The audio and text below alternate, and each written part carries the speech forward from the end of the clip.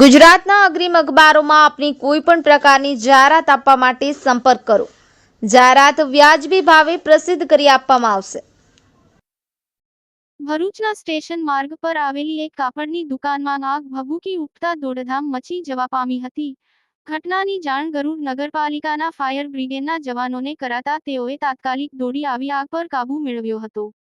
ભરૂચ શહેરના મુખ્ય માર્ગ પર અડીને આવેલા શેઠના પ્લાઝા શોપિંગ સેન્ટરમાં આવેલી ટીવીલ્સ કપડાની બંધ દુકાનમાં અચાનક આગ ભભૂકી ઉઠતા અફરાતફરી મચી જવા પામી હતી.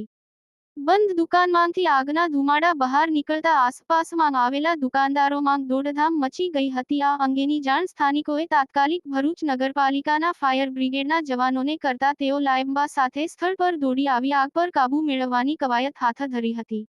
આગની જાણ દુકાનના માલિકને કરતા તેઓ પણ દોડી આવી બચેલો કપડાના માલને બચાવવાની કામગીરીમાં લાગી ગયા હતા. શોર્ટ સર્કિટના કારણે આગ લાગી હોવાનું અનુમાન લગાવાઈ રહ્યું છે. જો કે ઘટનામાં કોઈ જાનહાનિ ન થતા લોકોએ રાહતનો શ્વાસ લીધો હતો. યાકુબ પટેલ, ભરૂચ.